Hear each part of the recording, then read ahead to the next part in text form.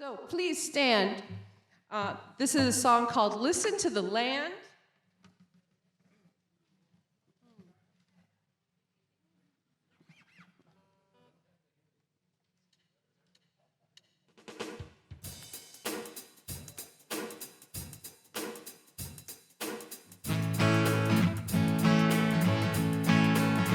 Just make believe you're a tiny little seed. Tiny little seed that's reaching up to meet your needs with the right amount of faith and the right amount of earth. You'll grow to see the sunshine on your day of birth. Just listen to the land we all love. Nature's plan will shine above. Listen to the land, listen to the land. Just listen to the land we all love. Nature's plan will shine above. Listen to the land, listen to the land. We have some Disney fans in here, don't we? When springtime comes, how can you tell? The air is always filled with orange blossom smell. Come summertime, the warm sunshine, and the world is full of flowers and good melon rinds. Just listen to the land we all love. Nature's plan will shine above.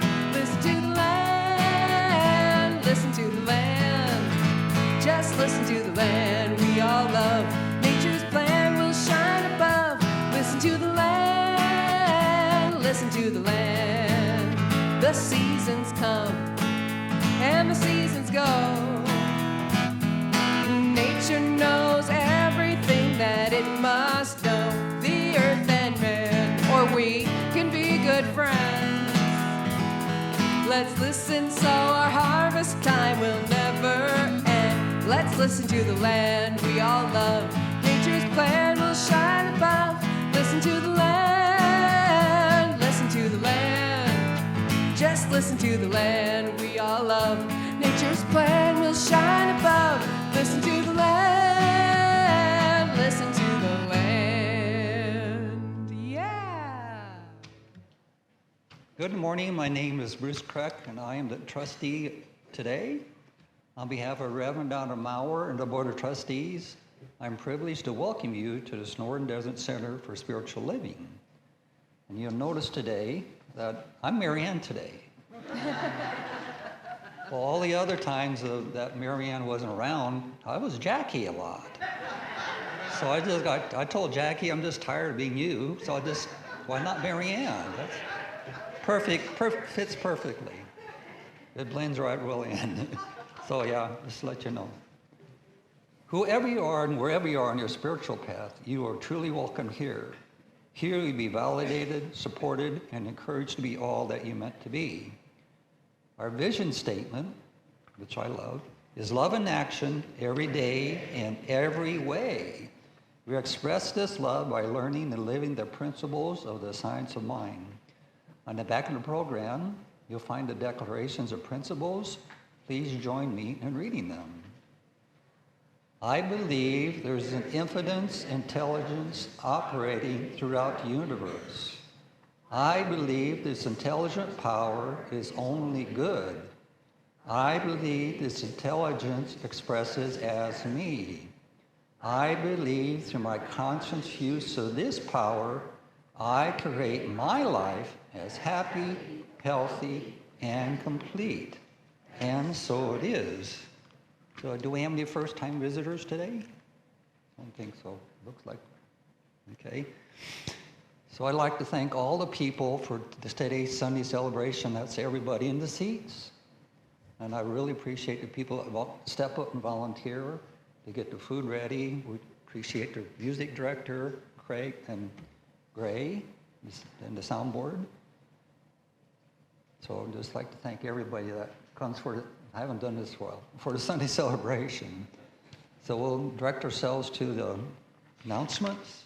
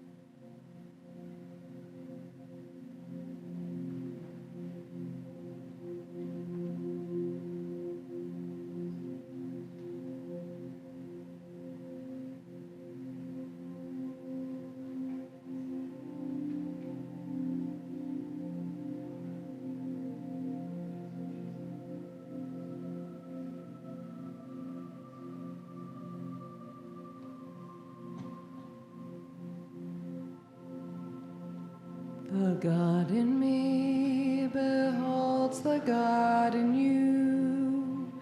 It is all for our greatest and highest good. The God in me beholds the God in you.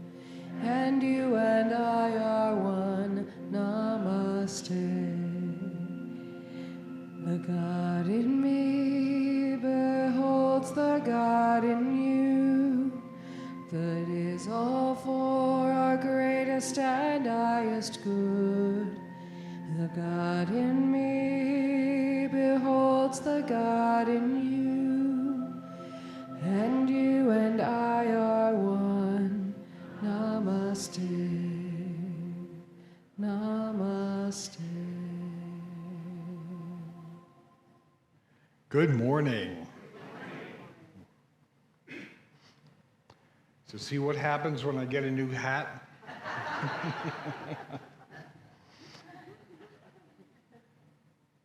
My name is John Lopez, and it is my honor to be your prac on duty for today. The practitioners are the healing arm of our center, and so if you have anything going on with you that you would like treatment for, please fill out a prayer card at our table over there. We'll put it into our magic box, and our prac team will do treatment for you during the week. So I light our service candle, knowing that it represents the divine light within each one of us. Please join me in our opening invocation. Let's know that God is all there is, everywhere present, filling all space, and it fills this sanctuary. It fills each one of us here.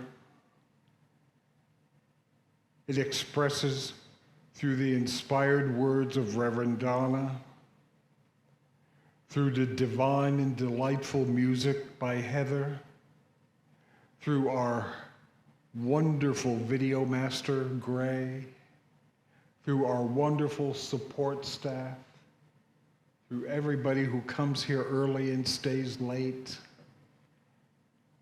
Today's service is already perfect, whole, and complete.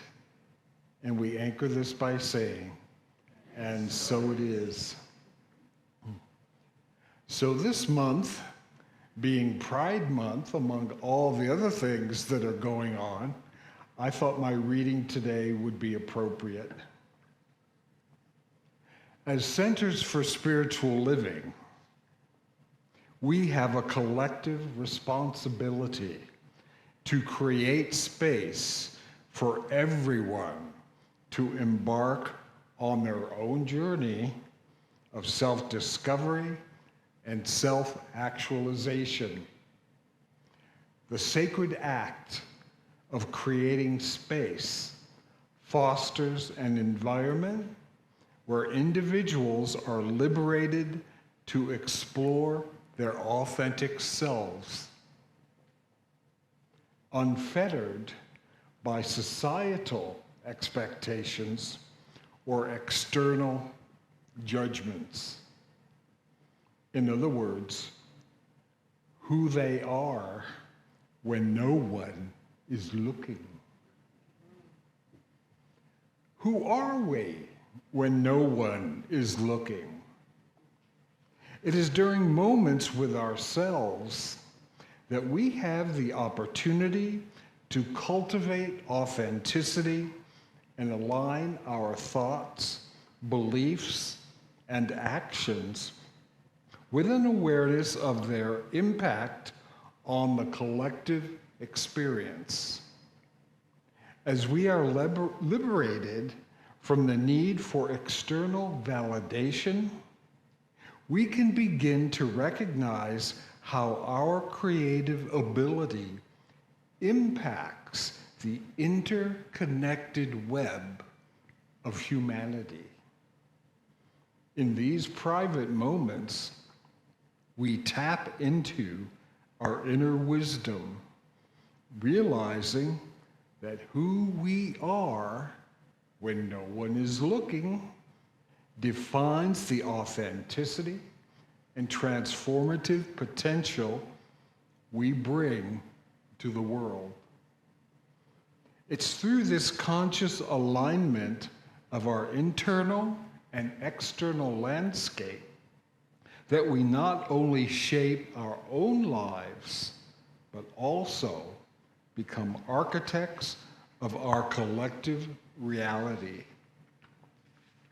Therefore, embracing the importance of creating this space not only empowers us to blossom into our fullest expression, but also contributes to the collective human tapestry, this symphony of diverse voices, each harmonizing in our own way, co-creating a world of possibilities for everyone. Thank you.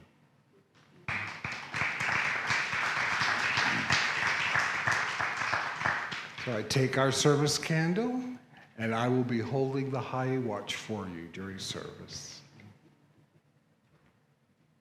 I have a song as well that echoes John's sentiment that our amazing centers for spiritual living are welcoming of everyone, regardless of where you are on your path.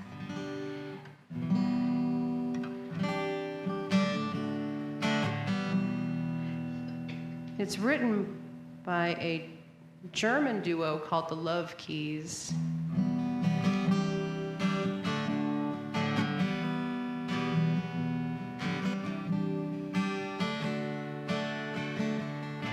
Come, come, whoever you are, wanderer, worshiper, lover of leaving, and come, come, whoever you are.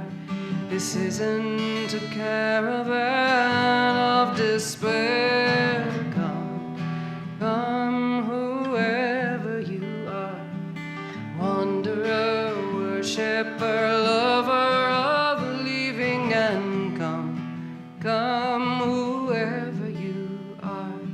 This isn't a caravan of despair. And it doesn't matter if you've broken your vow 1,000 times before. And yet again, come again, come, come again, come. Come again, come, and yet again, come. Come again, come, and yet again, come.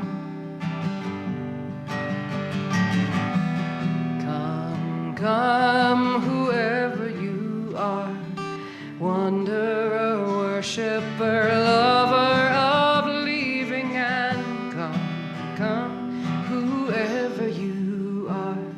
This isn't a caravan of despair. And it doesn't matter if you've broken your vow 1,000 times before. And yet again, come again, come, come again, come, come again, come.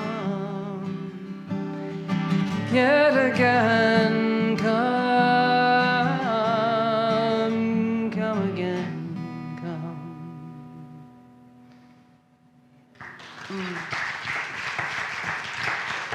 Thank you. Namaste. So good morning. Welcome to June.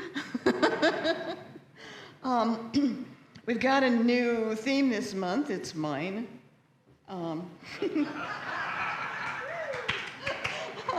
don't think we're going to use any of the rest of the year. You know, I've been looking at them. None of them turn me on. So But this is a series that I did in May of 21.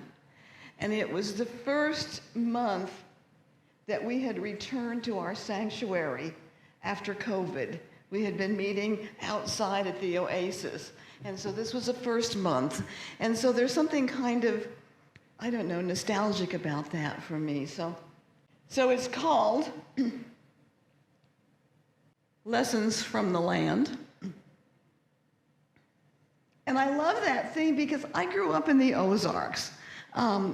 Spending summers in the Ozarks. My grandparents lived there, and they did live off the land, and they had lessons from the land that they taught me, some beautiful ideas. You know, you don't catch fish at noon. You go in the morning or in the evening. So that's a lesson. Fishermen are nodding. But I had a wonderful story from my grandfather, because my cousin and I, who were about 10 or 11 at the time, we used to chase lizards. And so we were around a tree. We were looking for lizards. We knew there was one. My grandfather was reading the paper, and he looked up and he started chuckling. And he said, so we came over to him and asked, he said, "There's a lizard on that tree, and it just keeps going around when you go around." And he said, "But if you would look past the tree, then you can see movement. Then you know where the lizard is." So I thought, isn't that a wonderful metaphysical lesson? Look past the trees so that you can see what's going on, the movement that's all around you. Anyway, that's what they taught me. So this month, we're going to be looking at the natural things that happen in nature to find those metaphysical meanings in them. And today our topic is sowing good seeds. And certainly if we're talking about a crop of any kind, the seeds we sow must be good if we're going to get a good crop. And of course, from our metaphysical interpretation, the seeds we are referring to are the everyday thoughts that we think about. Because the thoughts that we carry around with us, those most dominant in our head, are the ones that eventually turn up as full-grown plants, manifestations in our world of affairs. I found this on the internet, and I thought it was kind of fun. It's a planting list for a spiritual garden. First, plant 3 rows of peas. Peas of mind, peas of heart, and peas of soul. Second, plant 4 rows of squash. Squash gossip, squash indifference, squash grumbling, and squash selfishness. Third, plant 4 rows of lettuce. Let us trust spirit. Let us be kind. Let us be generous. Let us love one another. And fourth, no garden is complete without turnips. Turn up for meetings.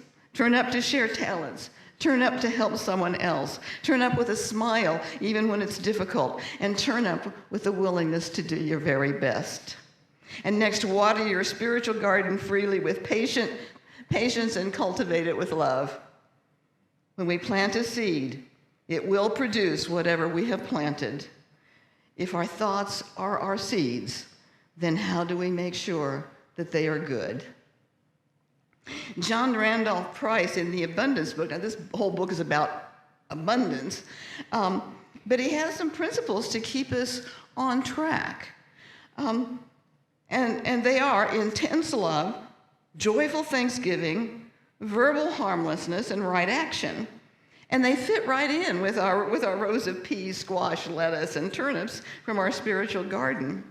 So we're going to begin with intense love. And to me, the idea of intense love is what we call unconditional love. It's what John was talking about, to be totally inclusive of everyone and everything. It's when we drop all criticizing, fault-finding, disapproval, and realize that each and every one of us on this planet is God covered with skin. We are each connected to each other. It's those moments when we drop all judgment and stand in the beauty and the joy of the moment, when we were able to simply be with our own presence and fall in love with ourselves, even with all of our faults and our flaws. It's when we step into the peace that passes all understanding, and we become that place where intense love within us emanates from us to and throughout our world. Raya Mountain Dreamer wrote a book called The Call. And in it, she tells the story of a man who traveled to India to meet and sit with Maharaj Ji, who was guru to the American spiritual teacher Ram Dass. Speaking of the incredible love Maharaj Ji had for everyone, the man said, well, I could almost begin to understand how he loved everyone. That was sort of his job. He was a saint. Saints are supposed to love everybody. That's not what staggered me. What staggered me is not that he loved everybody, but then when I was sitting in front of him, I loved everybody. I have met one person in my life that could do that, and her name was Vitura Papke. She was my practitioner, my teacher for many years. She was practitioner to both our founder, Dr. Ernest Holmes, and my first metaphysical minister, Dr. William Hornaday. But it was true. When I was in her presence, I loved everybody because her intense love filtered through me like sunlight through leaves on a tree. It was beautiful, beautiful. So this intense love that Vitura and Maharaji Ji had, it doesn't come with an instruction book. It's the absolute essence, as John was talking about, the essence of who we are. We do the spiritual work put before us because a way to chisel away all that is not this essence, much like Michelangelo chipping the marble to uncover his David. Because most of us throughout the years have learned to wear many masks. Most of us have created a neat little shell that we put out to the world, and generally it's a very acceptable shell. We are nice, we are peace-loving, we are giving, and for many people that's all we need. And yet, if you and I are to see the results of a bountiful harvest, we must come to the world, to each other, as our true and authentic self, letting ourselves be vulnerable to the world around us, so that the pure love that is our essence can be the seed that we sow. And that's why we do our spiritual work. That's why we meditate. That's why we pray. That's why we take time for contemplation, for walks in nature, to read spiritual literature. This is the way we drop the mask, the way we chip away the marble. And it's why we practice forgiveness. Forgiveness of others and of ourselves. That's why we examine our hidden beliefs that often tell us that we are less than. And that is why we seek to find our true nature. John Randolph Price says, I have found that if I somehow shut off the love vibration, the feeling of complete unconditional love for everyone, I am putting a heavy restriction on my visible supply. Isn't that fabulous? If we want abundance in our lives, we better put out that unconditional love to the very best way we can. You and I stand in the midst of a bountiful harvest, but to be able to enjoy the bounty, we've got to sow those good seeds. And it's an easy concept. That which we put out in thought returns to us in experience. But often it's not so easy to make a conscious effort to turn our thinking and our life around. Yet as our founder, Dr. Holmes, said, the rewards are great for those of us who make the effort, and we begin to experience an ease and grace in our world. The second one he comes up with is joyful thanksgiving. When we embrace an attitude of gratitude, we see good all around us. Alan Cohen, in his book, I Had It All the Time, tells the story. Once upon a time in a tropical land, there lived a king who had an optimistic advisor. This lieutenant was so positive, in fact, that the king was often annoyed by his practice of constantly finding good in everything. One day, while the king and the lieutenant were on a journey through the jungle, the king was chopping a fresh coconut for breakfast, and his machete slipped, cutting off his toe. The aching monarch limped to show his misfortune to the lieutenant, who exclaimed, "That's wonderful." "What did you say?" asked the king, astonished. "This is the real blessing." Hearing this response, the king became very angry. This man was obviously poking fun at his mishap. "Take it from me," the lieutenant replied. "Behind this apparent accident, there is some good that we do not see." That was the last straw. Furious, the king picked up the lieutenant and hurled him into a dry well. Then he set out to find his way back to the castle. En route, the king was apprehended by a band of headhunters who decided that he would make an excellent sacrifice for this month's offering to the volcano. The warriors took him to the tribal priest, who prepared him for this dubious honor. As the holy man was anointing the reluctant sacrifice, he noticed that the king was missing a toe. "I'm sorry," the priest informed the king. "We can't use you. The volcano only accepts full-bodied sacrifices. You are free to go."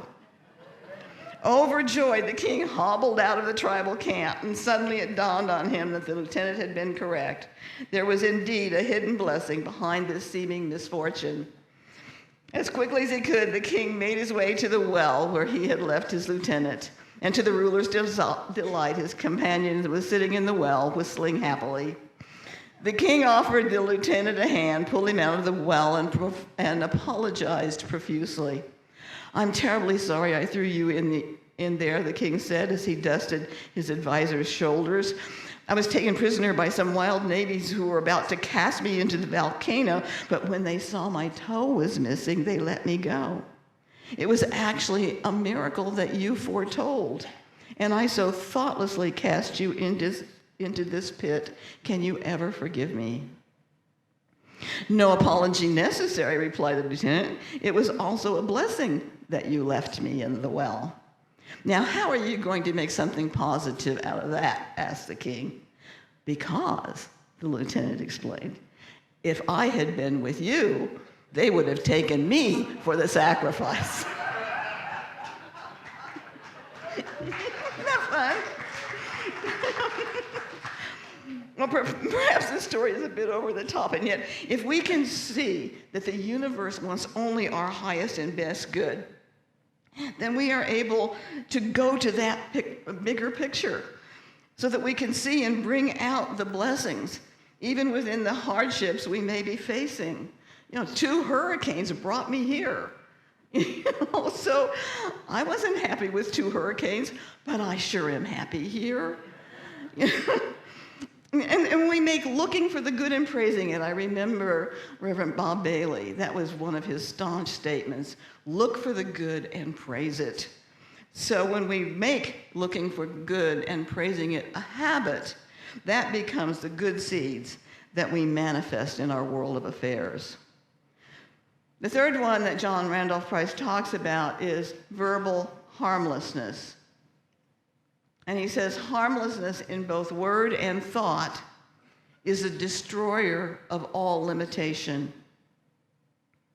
And Dr. Holmes says, if we want to be free from suffering, we have to stop inflicting it. If we want love, we have to love no matter what anybody thinks of us. If we no longer want to be condemned, we must no longer condemn somebody else. Without harm, without hurt, we may liberate ourselves and help to liberate others, lifting ourselves by the power of our creative imagination to the consciousness of the omnipotence of good and the omnipresence of the living Spirit. None of us here want to harm or condemn anyone else or ourselves. We wouldn't think of deliberately hurting another person with our words. We wouldn't deliberately inflict suffering on others. But this idea of verbal harmlessness is a bit more subtle than that. What about the little dig to the waitress who brought whole wheat instead of sourdough bread? How about the choice words to the driver of the car in front of us that has sat through the entire left turn arrow? Been there, done that, haven't we? I have. I'm guilty. So we've all been guilty probably at some point of a judgmental or critical remark to someone else, to a spouse, to a loved one. And this verbal harmlessness, according to John Randolph Price, also covers our thoughts. So while we might not have criticized someone to their face, we need to stand guard at the portal of our mind so that we don't allow those critical thoughts to be harmful to ourselves and others. And that's that phrase, stand guard at the portal of our mind. That was a phrase from my Vitura Papke, and I have just chose that as something that I keep on my wall a lot. And of course, our own inner criticism can be our most harmful companion. Each time we criticize ourselves, we are creating a greater shell around our true essence. We need to remind ourselves that none of us at the human level is perfect. And if we were, we would be boring. When we can see our flaws and our lightheartedness rather than disapproval, then we can accept ourselves as we are. And that way, we are more free to accept the things that cannot be changed and can more easily change the things we can. Harmlessness in both word and thought is the destroyer of all limitation. When we watch our words, our thoughts, our reactions, so that we are harmless in what we say and what we think, then we are free to enjoy the bountiful, abundant harvest that results from the good seeds we have sown. And finally, his fourth principle is right action. This we know, the earth does not belong to man, man belongs to the earth. All things are connected like the blood that unites us all. Man did not weave the web of life, he is merely a strand in it. Whatever he does to the web, he does to himself.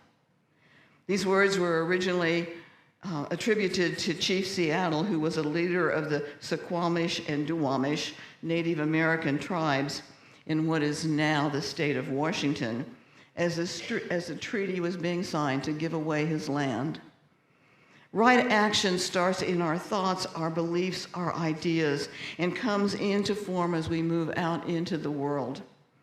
Remembering that we are a strand in the web of life, and what we do to the web, we do to ourselves, makes us mindful of the incredible way the law works back upon us.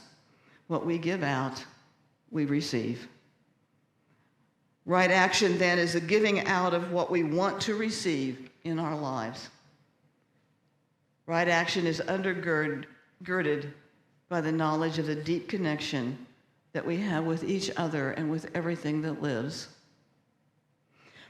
A reporter once asked a farmer to divulge the secret behind his corn, which won the state fair year after year. The farmer confessed it was all because he shared his seed with his neighbors. Why do you share your best seed corn with your neighbors when you're all entering the same contest each year? The reporter asked.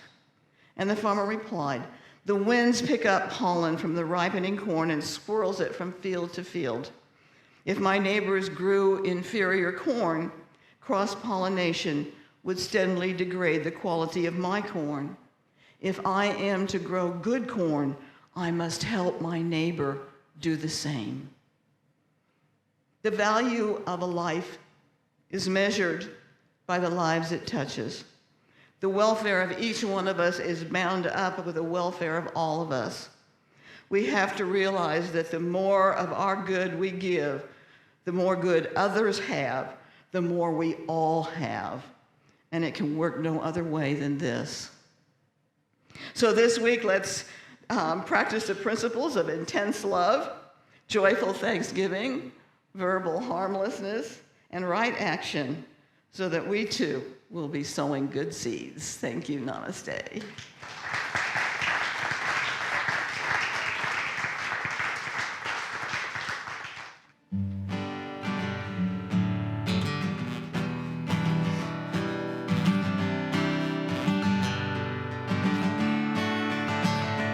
I've been planting seeds in the ground, watering them with my sweat and tears, scattering them all around. Guess what I'm supposed to do with my years? Funny thing is, I may know what I've planted, but will never show. It always seems to be a perfect mystery.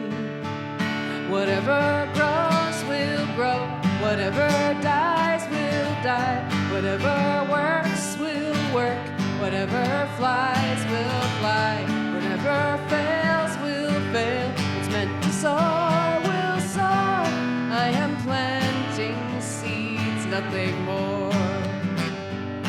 Sometimes I still like to pretend I know what the harvest will be, but I always find out in the end it was never really up to me. Funny thing is, when I just do my work and simply trust, always seems that life is looking out for me. Whatever grows will grow, whatever dies will die, whatever works will work, whatever flies will fly, whatever fails will fail. What's meant to soar will soar. I am planting seeds, nothing more.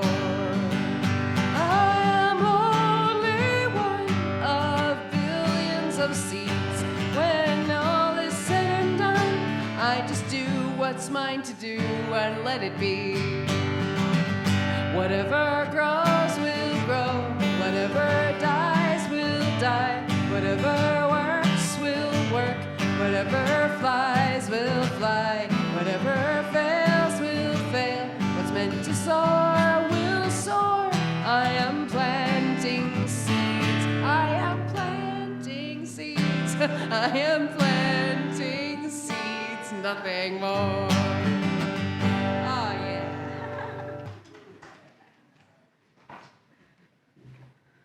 Thank you. What a nice song. Okay, it's time for our offering.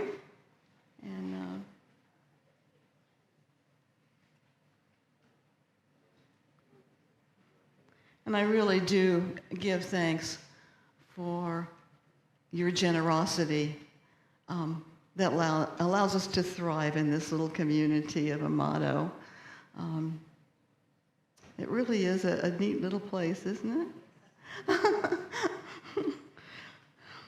So won't you join me in our offering affirmation at the left-hand side of the bulletin. My gift goes forth to heal, prosper, and bless all that it touches. It is evidence of my conviction that God is the source and substance of my supply. I share generously of my good, knowing that it returns to me multiplied abundantly, and so it is.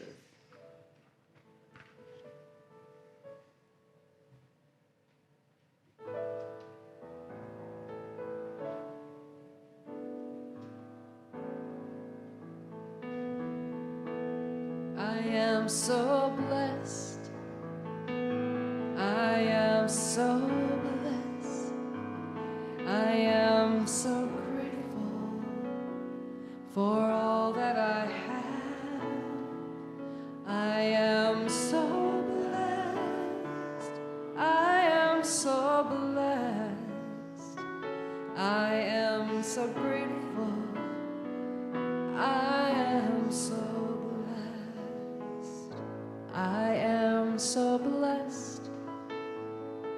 I am so blessed. I am so grateful for all that I have. I am so blessed. I am so blessed. I am so grateful. I am so blessed.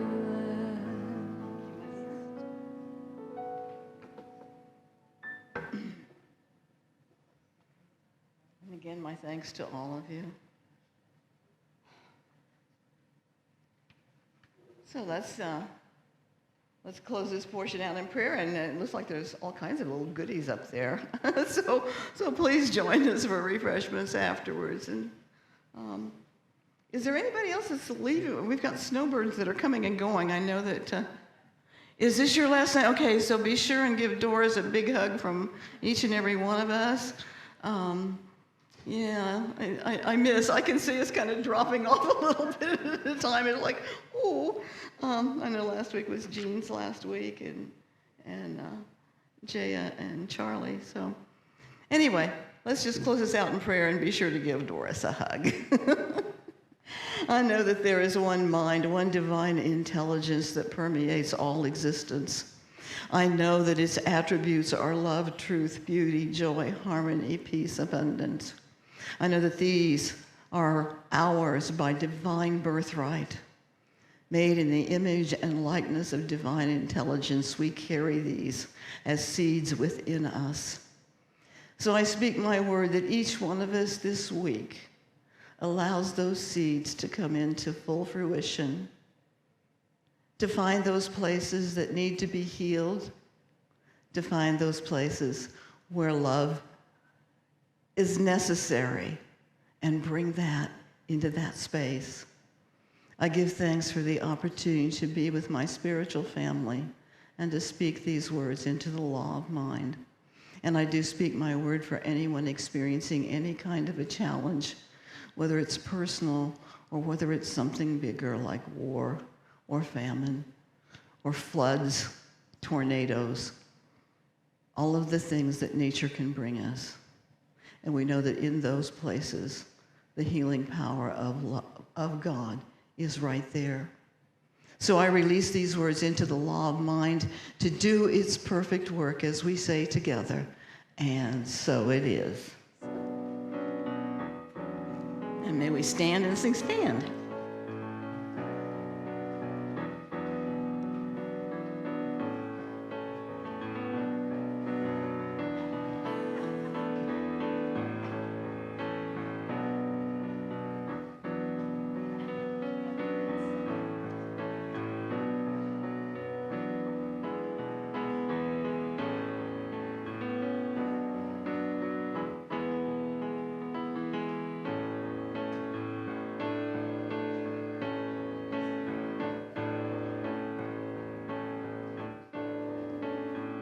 So let there be peace. I am a stand for peace. Let there be love. I am a stand for love. Let there be joy. I am a stand for joy. We are living a new world now. So let there be peace.